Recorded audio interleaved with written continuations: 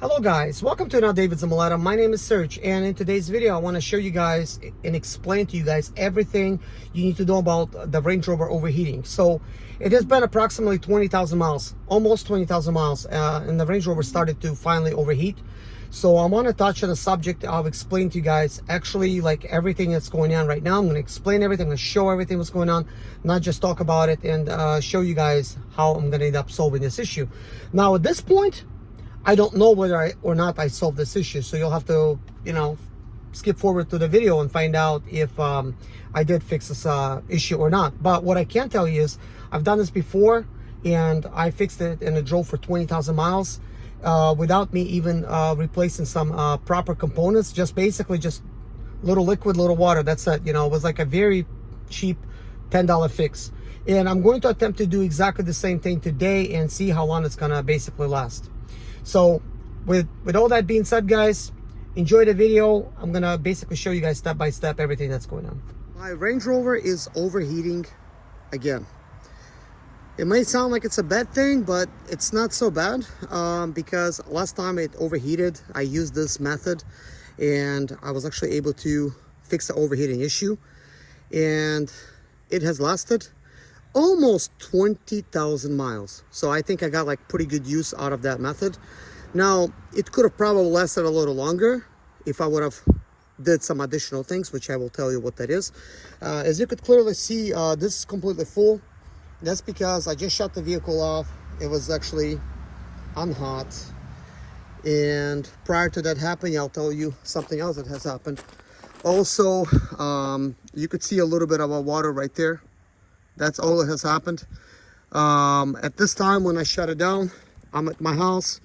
So I just did like a little fix after it was overheating. Did a little test drive, parked it. Everything was seeming like fine.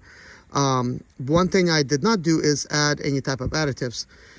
Last time I fixed it with an additive where it actually sealed the radiator leak. The radiator, if you was watching those videos, was leaking on this side, right there. You could see it has just a minor water leak right there, and that's because it actually started leaking. I started the vehicle up and it was just like idling. I thought nothing to it. It was just like a normal day. I had the vehicle idling for a while. It could have been like 10 minutes or so. And each time I thought about leaving, I had something else I thought I forgot, and I just kept the vehicle idling and keep going back and forth like normal, just putting things into my vehicle so I don't forget it, because I was getting ready to go to work on it. So with that being out of the way, what we're planning to do today is wait till the vehicle cools down. When it cools down, and I thought I got it down to a science where you have to wait about like 9 minutes. 9 minutes got me a little bit burnt, as you could see. So what has happened is you might see all the splatter everywhere. Some of it I wiped down. It was like on my grill and stuff. I waited exactly 9 minutes, and then I started like opening this thing up. And when I did, it started steaming and stuff. Even though I haven't even like left my house, and this is just from idling.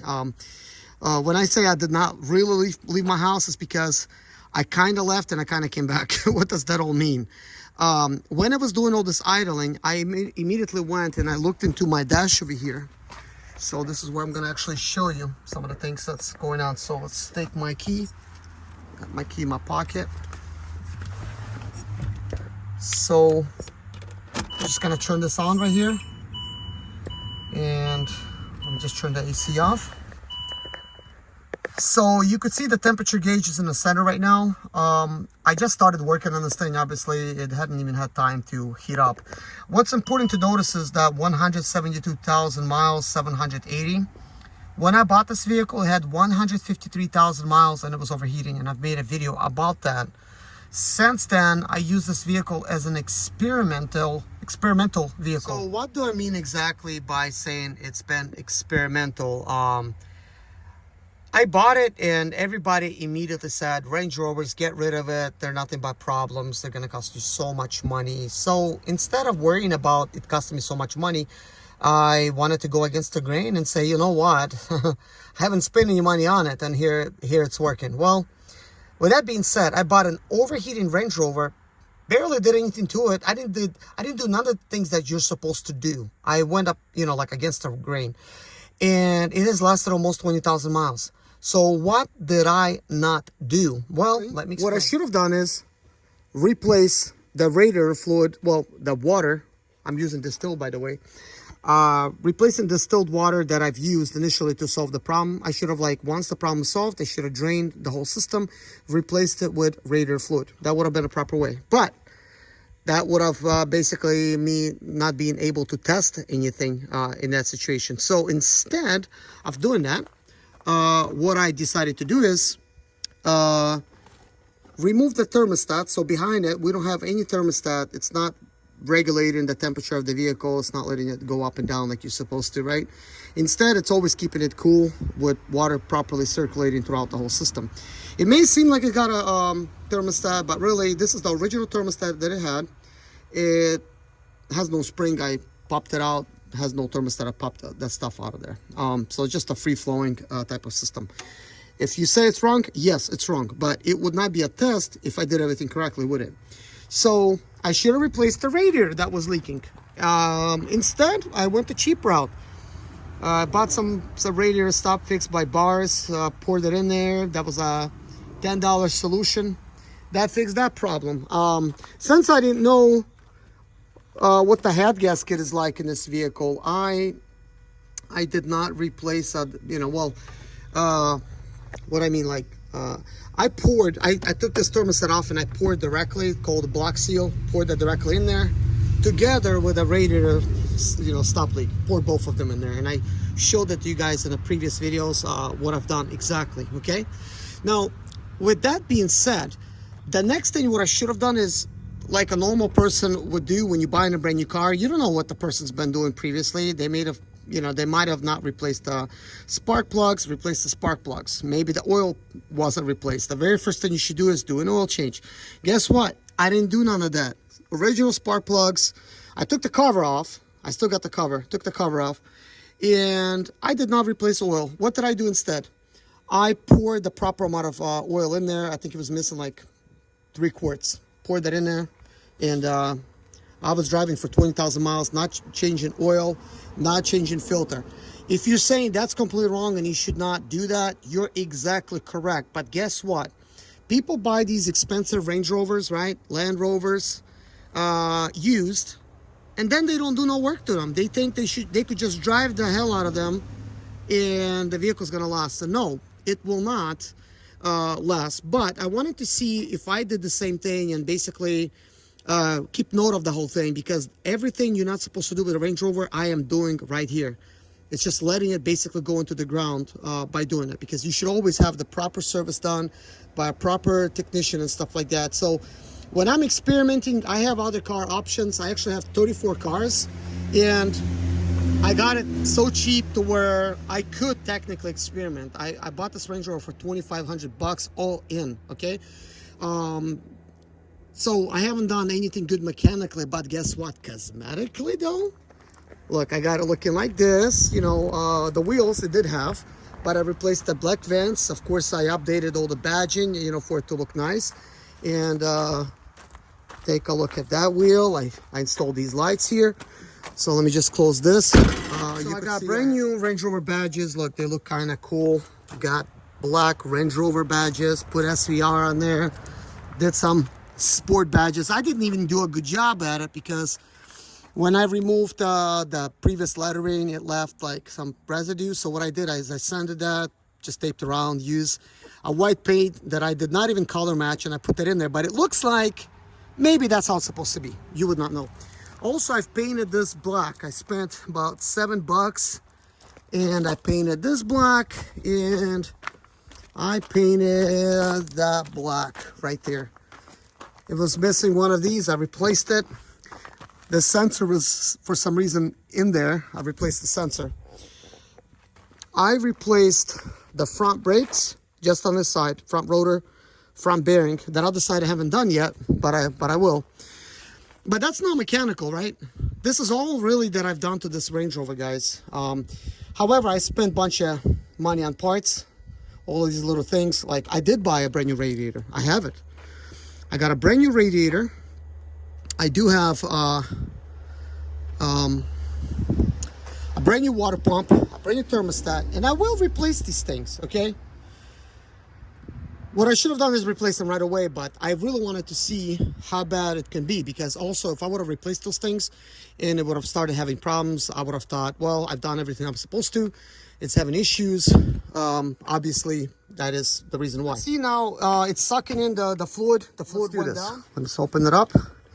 It's been actually almost 11 minutes. So let's pour this in.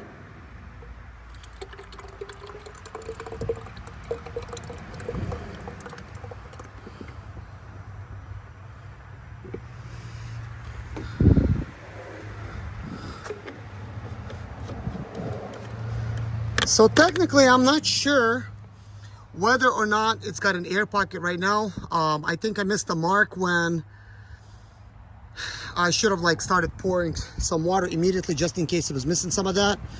And I'll explain kind of like a process, which something that I came up with. This is because the way I think is, what if you're not a mechanic? What if you don't have the proper tools? Can you fix this thing on the road if you just have like head gasket fix and you have like some distilled water with you? Well,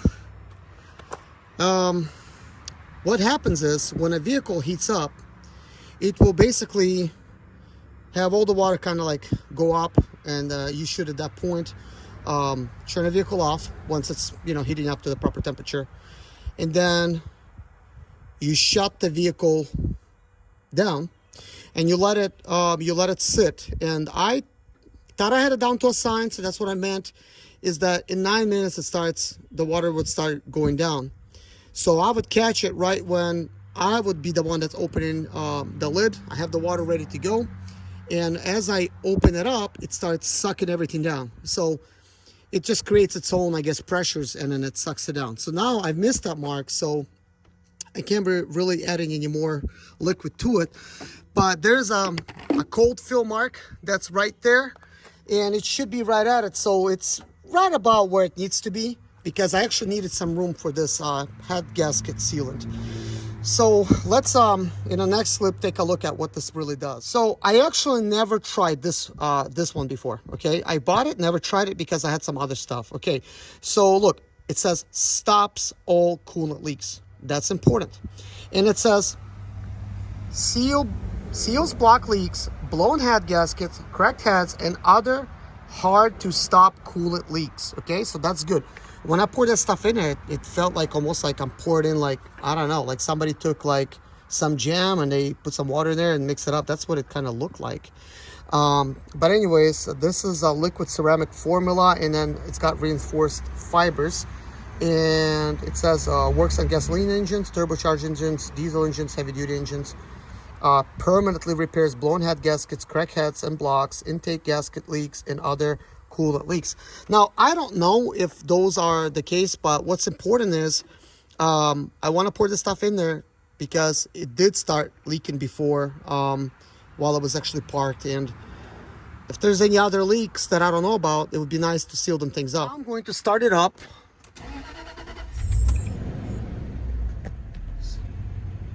So it's operating now. Let's take a look at what it does. How does it sound? Observe for any type of leaks. You could clearly see the liquid is not boiling.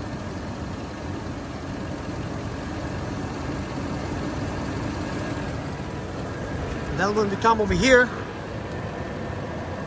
there is no apparent leaks at this point. There may be some, like once it works for a while, which I think I should set a timer and then turn on the camera and show you guys exactly what's going on. There's nothing going on over here. Let's see, let me see if I can zoom in on it. Previously, like, I don't know, 10,000 miles ago, maybe even more than that, I had a major leak over here, which I was able to stop with a stop leak. So once I fixed everything today, after I came back the first time and then I parked it over here, it has taken exactly 10 minutes for it to start overheating. And wasn't leaking any more fluid over here, just dropped, I guess, a little bit. but a temperature gauge did shift.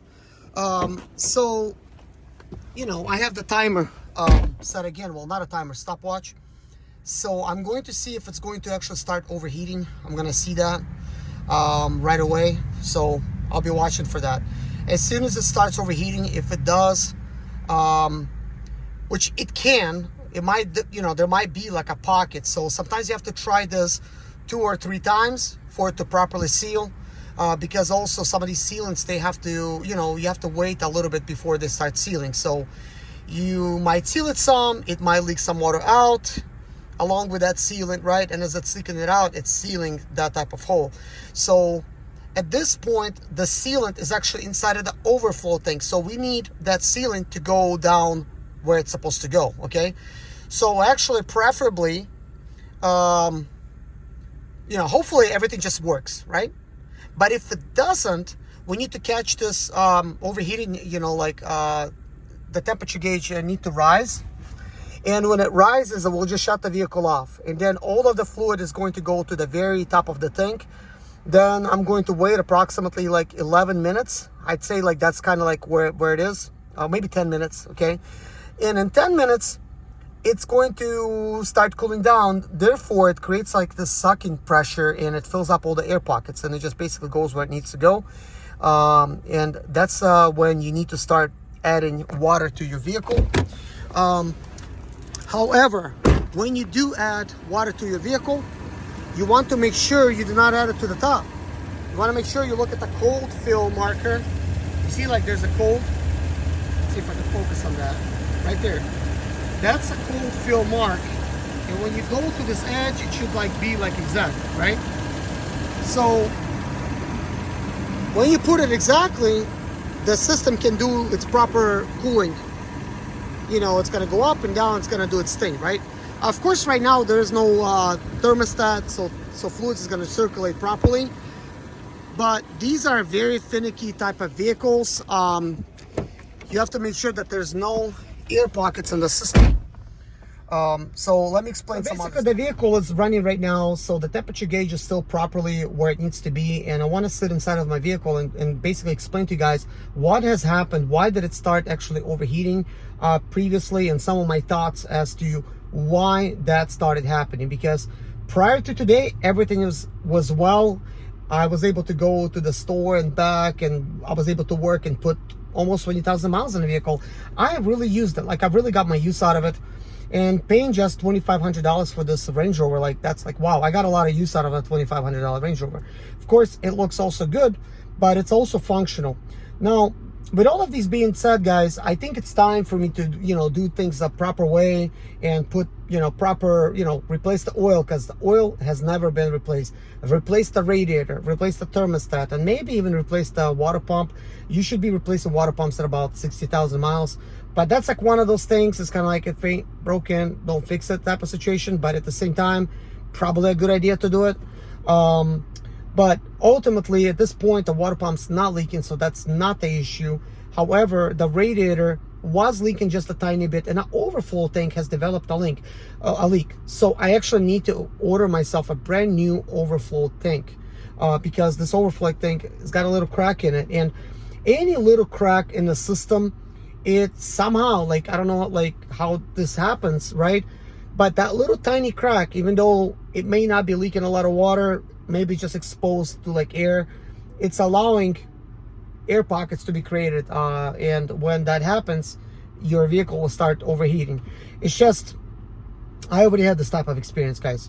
But anyways, so let me tell you. So today I came out and basically I was just kind of getting ready, started the vehicle up.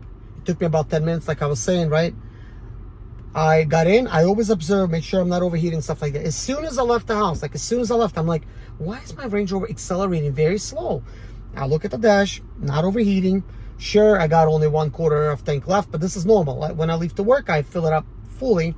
So 1/4 is not gonna really matter. So I'm like thinking, okay, that's weird. It's really barely accelerating. No engine, no check engine light on, which is great. I do have a check engine light reader with me, so I'm gonna be able to actually find out if there's anything wrong. But thinking, okay, it was perfect yesterday and all the other days, and now it's driving very slow. Why is that? So I then just turn around, Came home and parked it. As soon as I parked it, because I was like pretty much at the house,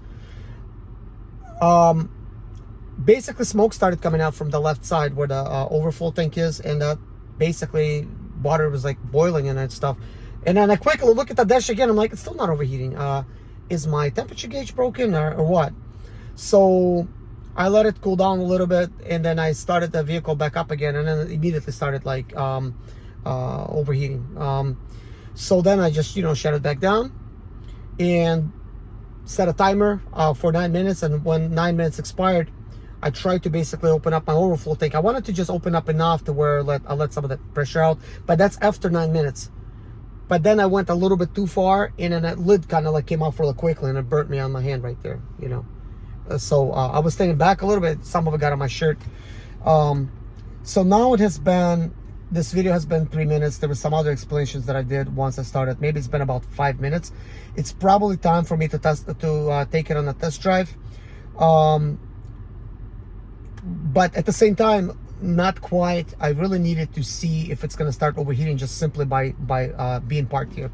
So it's not overheating. So let's take a look what's going on under the hood. Here's the temperature gauge so far. So let's see what's happening here. Fluid is still kind of like where it needs to be. It has not raised. I don't know whether or not it's circulating. I really need it to circulate for me. So anyways, once I got home, I figured also like, well, why is it overheating right now?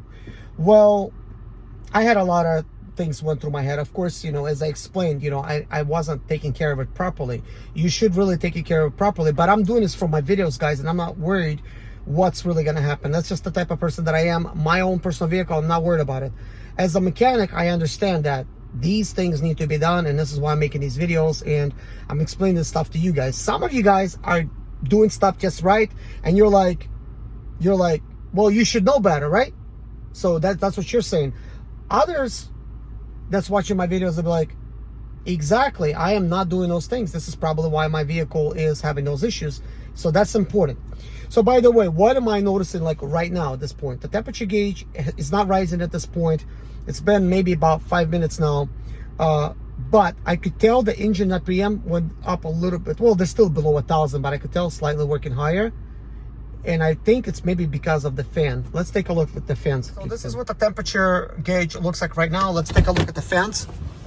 I did notice the fan speed actually fell down. I mean, it is rotating. That's what the water looks like right now. Let's observe. No leaks at this point. Got my water ready just in case, okay? And I'll explain what I mean. When the fan speed went up a little bit, okay? As I was about to just basically turn the camera off, I actually heard like the speeds went down. So obviously something's happening correctly, okay? Also, when you end up fixing this the first time, it may start overheating, and then when you shut things down, right? Next time it might be okay. And why is that? Well, things are properly starting to circulate. So what has happened is the very first time, it's like, well, the time that you've seen the water was all the way up, okay? What has happened is when the temperature dropped, it started sucking all the water back down, and you've seen it like it went like down quite a bit. So I quickly got in and I added that stop leak type of system, okay? I don't know if some of it had a chance to really go down because I kind of missed the mark on that. I should have done it right away. So when you start seeing water levels starting to drop, so it's starting to suck the water in. So you need to quickly, don't let it drop too much because it's not going to have like any pickup. And instead of that, it's going to grab air and it's going to create an air pocket. So what you want to do is have that water ready. This is what I'm saying. Like water is ready to go, okay? So if it does overheat again, or I'll take it on a test drive because I will. If it does start overheating again, I need to come home and I need to watch it very carefully, having that water ready. And when I see that water starting to drop like it is, quickly open it up and start pouring that water in there. But remember, do not overfill it. Do not go higher than the normal level. You need to just watch it. It's okay if it's slightly higher, but not too much, because you want that breathing room, and it just would be the correct way to do it, okay? Now, keep in mind, like I said, you gotta have a special tool to put the water in here. Well, not water, radiator fluid, but we're putting in water. This is why I'm saying water. So The special tool is maybe like $100, $150 on Amazon, and you could get it, and you basically put radiator fluid in the proper way with pressure where you're getting rid of the air pocket.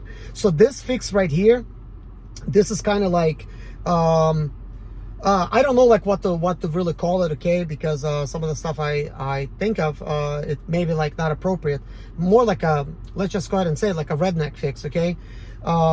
So it may work. It's a free fix, okay. It's not the best fix, but it's gonna get you home, hopefully, if you don't have it like nothing like seriously wrong with your vehicle. So at this point, I believe it's been approximately like 8 minutes. Nothing's really happening to the temperature gauge. But let's go outside and let's take a look at what's really going on. Here's the temperature gauge. Let's go outside. I do feel like the water, yes. The water is slightly higher. So that's kind of not good, okay? It could be normal. Because the cold range, it's when it's cold, but this might be the high range. I just don't see like any markings where it says that's a hot one. So obviously the engine has had time to warm up, and that is normal operating temperature.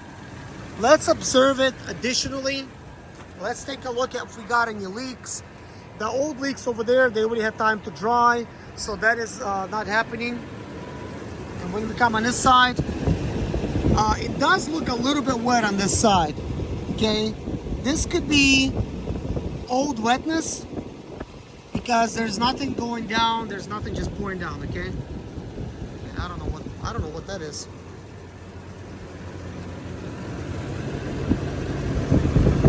Either something not plugged in or whatever.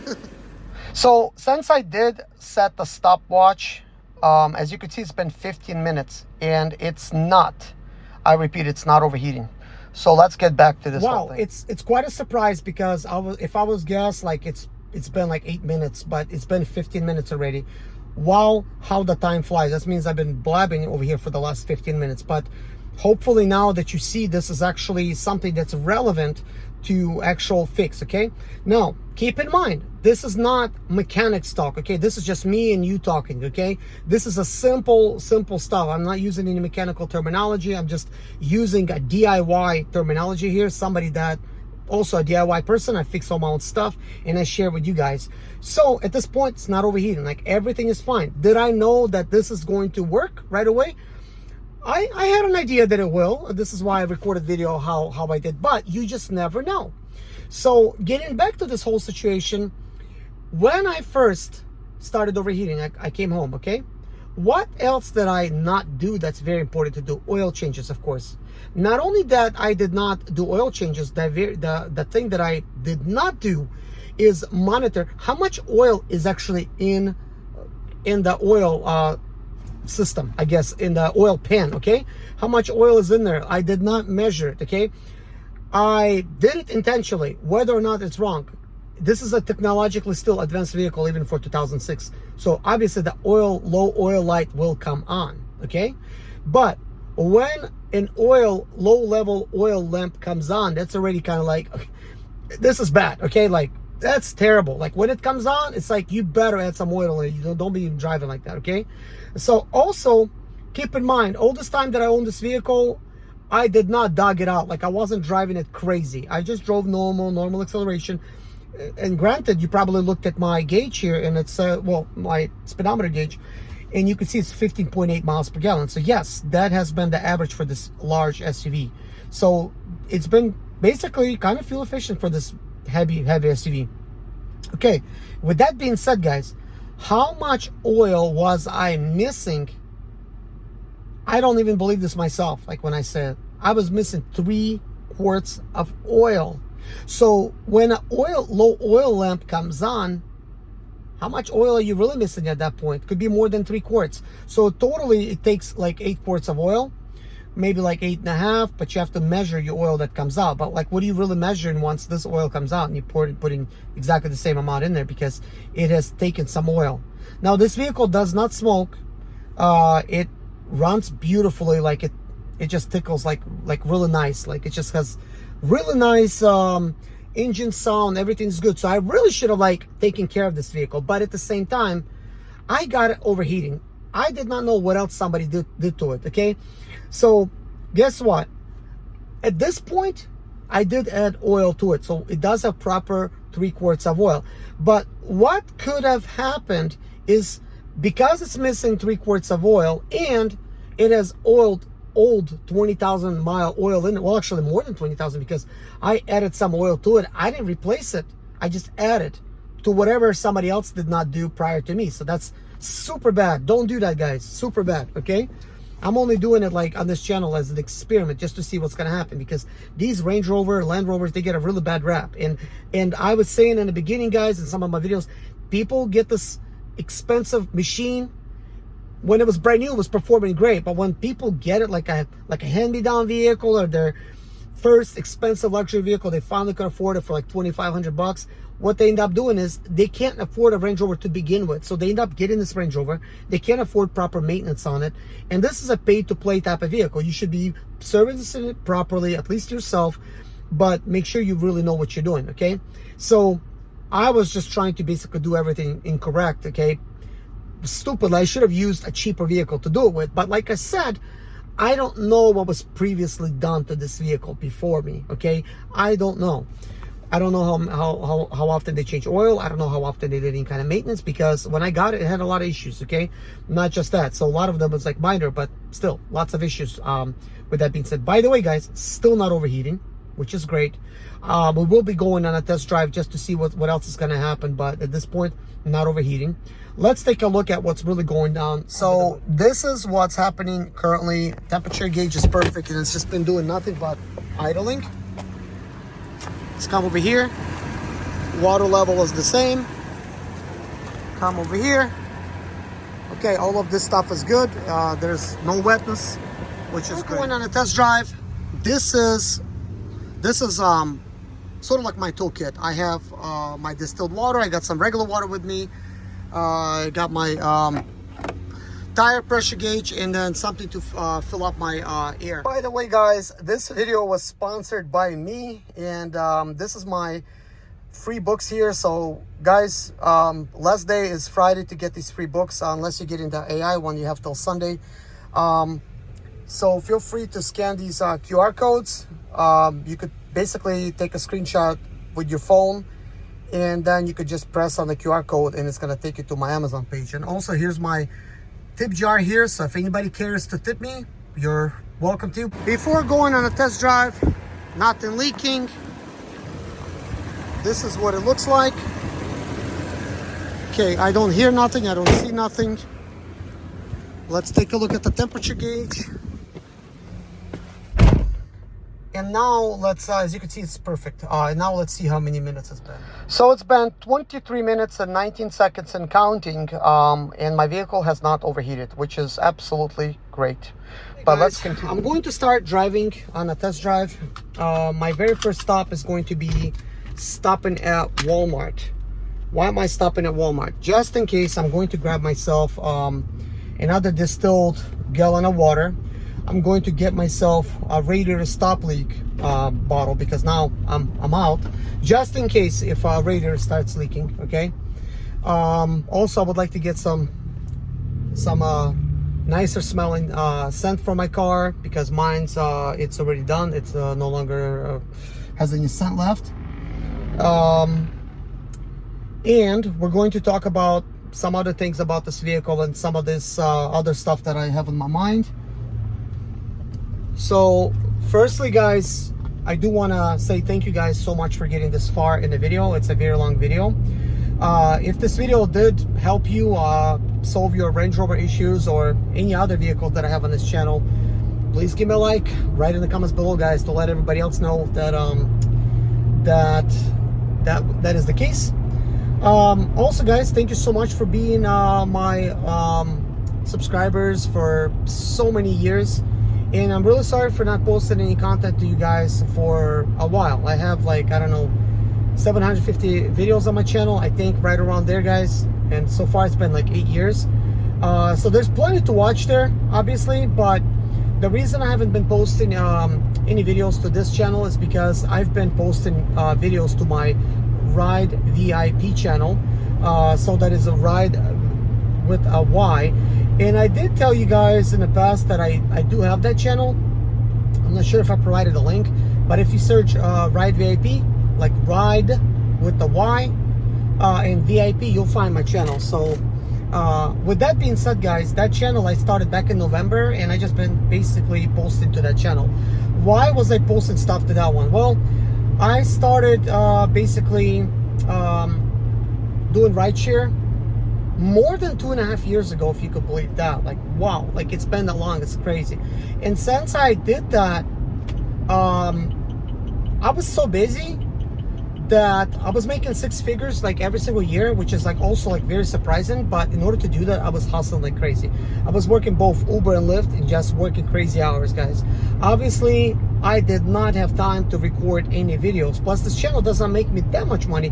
It does make me a fair bit of money. Like if I wasn't doing anything to this channel, and still with the amount of content that I have, it was producing me enough money to basically live off of. I could have just lived off of it, but instead I chose to work.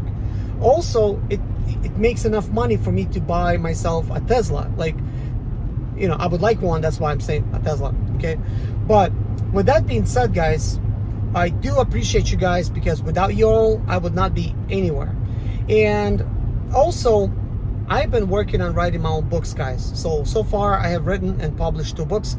I'm writing currently 2 more books. I don't know why, I just don't focus on one of them, but that's what I'm doing. And you know what book I'm writing, guys? And what books?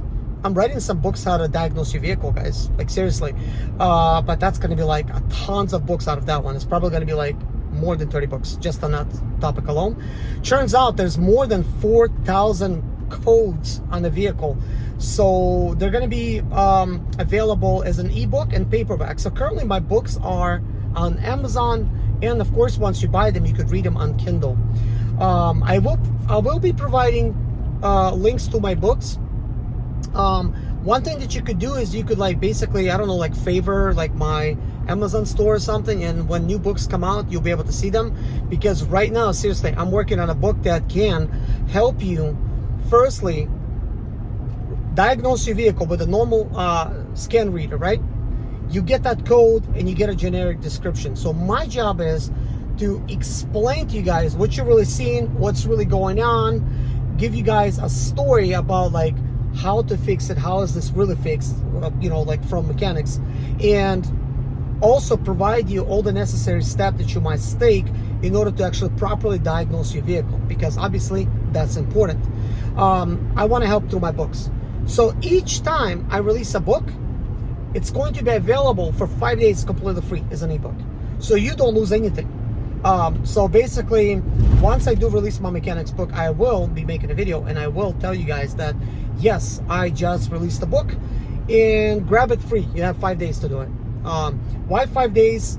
It's a promotion that I could do with Amazon to where it allows me to have it free for 5 days. After that, it's gonna take 30 days for me to make it 99 cents promotion. So the book is gonna go obviously back up at like $9.99 per book. But I want you guys as my viewers to get a first shot at getting the book free. Like every time it's just gonna be free, I don't care. Just what does that do for me when you get a free book? It helps me boost my seller's rank. And when my seller rank is boosted, once the book is no longer free, I will start making lots of money from those books, hopefully. I don't think I will, but you know what? I like to be positive. So we will see what really happens with that, okay?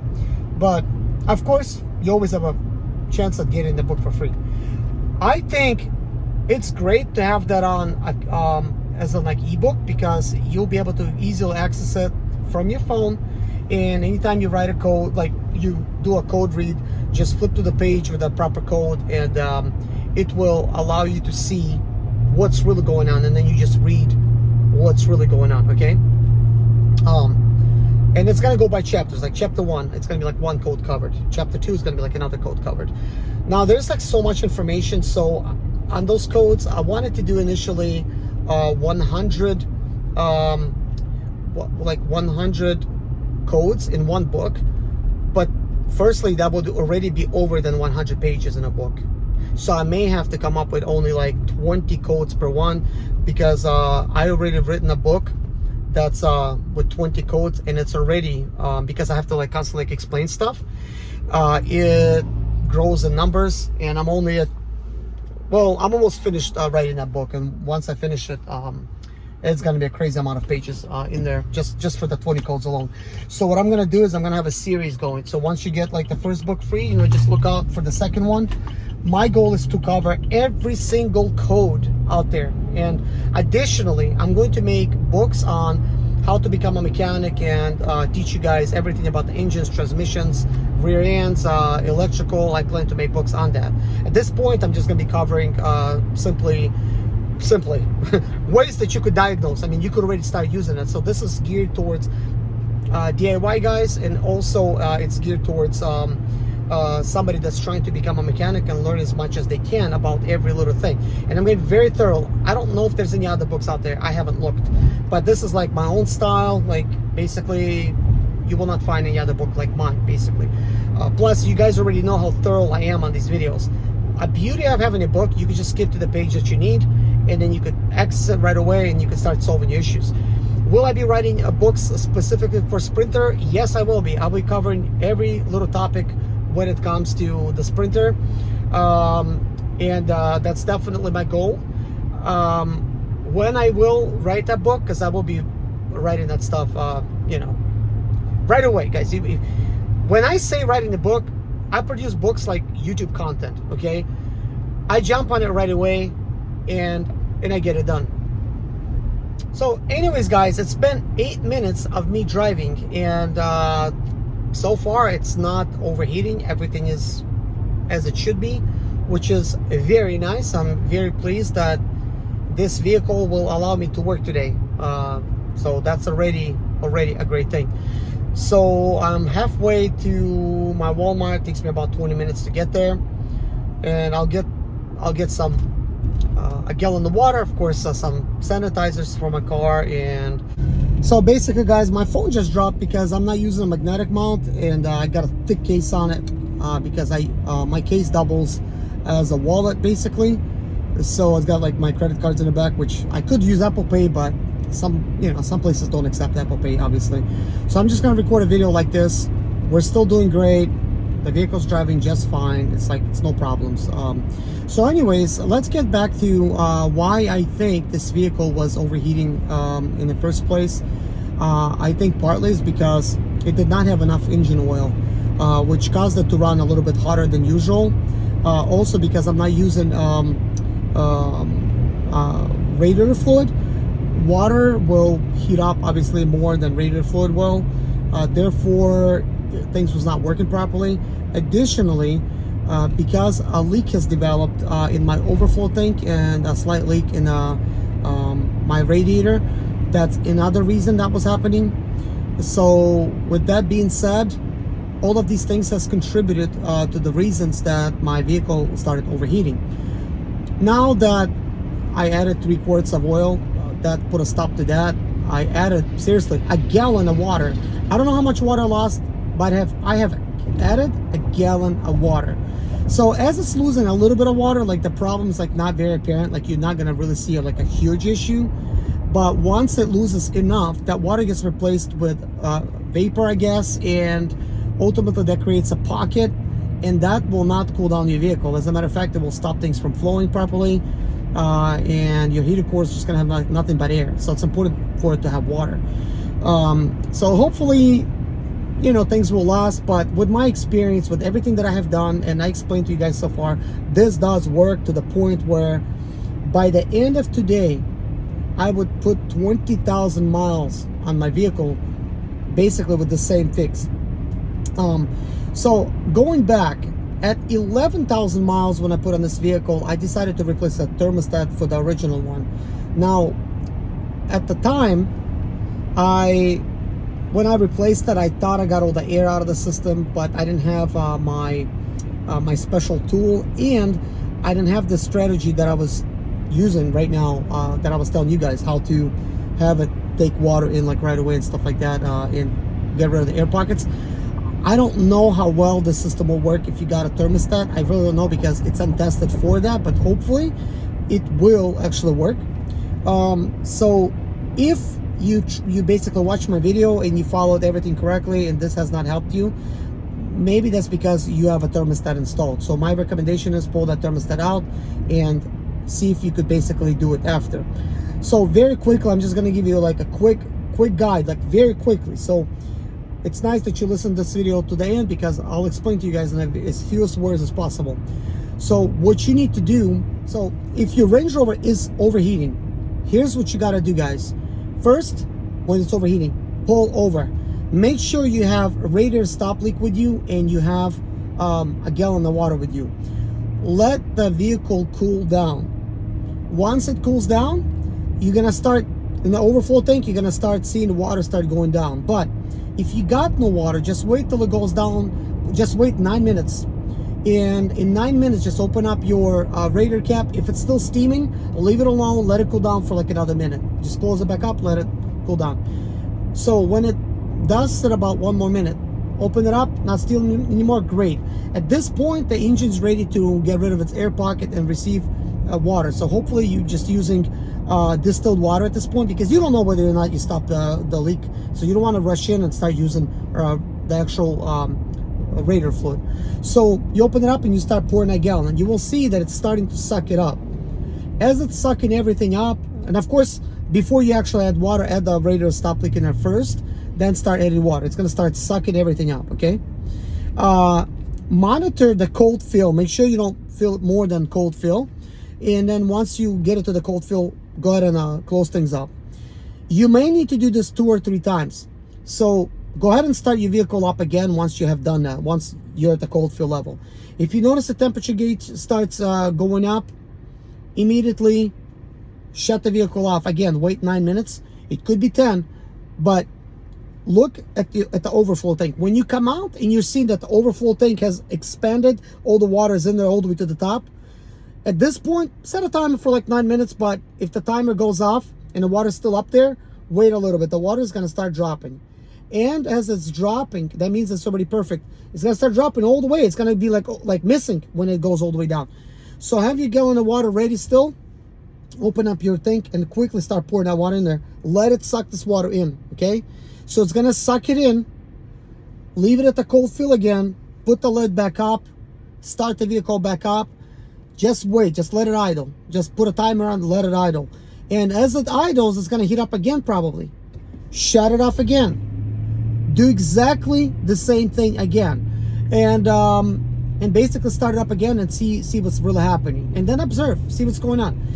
See, my vehicle, the water's like wasn't boiling. When the lid is closed, it's not boiling. If I'm going to open it up, yes, it's going to be boiling over, because you're basically allowing it to get exposed to like air, and that's actually not good if you do that. So just let it cool down the normal way. Do not open up your radiator tank. Do not try to get it steaming. Let it be as it is. Don't open it. You don't need to like open it like to let the steam out. That's a old myth, okay? So now I'm here at the Walmart. I'm just gonna find a parking space, park my vehicle. But guys, it's been a while, so let me first, it's the end of my video, but let me first show you how long it's been and show you my temperature gauge once I do park here, and show you guys, like, look, you've seen everything happen as it was, okay? So let's take a look. And I also want to pop my hood open just to see what's going on underneath the hood while the vehicle's still running. So let's shut it down. Well, actually, so that's what the temperature gauge looks like right now. Let's go ahead and pop it open.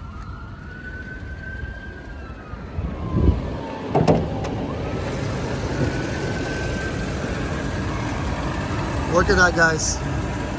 The water is actually perfect. It's kind of like almost at a cold fill. You never want to open up your water level. Also, we want to monitor to see if there's anything going on underneath. When I come back, I'm going to make a video to show you if any water has leaked out. Sometimes it can leak out when you leave. Shutting the vehicle down. Let's take a look if anything's leaking out. Nothing's happening. I'm back from Walmart. Got myself some more oil because I've used up 3 quarts, because I do need to do a proper oil change on it. This is the cooling system repair that I got myself. This is something that I have used, and this has lasted 20,000 miles. So of course I want to get that. I've never tried this before. I did get it though, because you know, you do want to try something, right?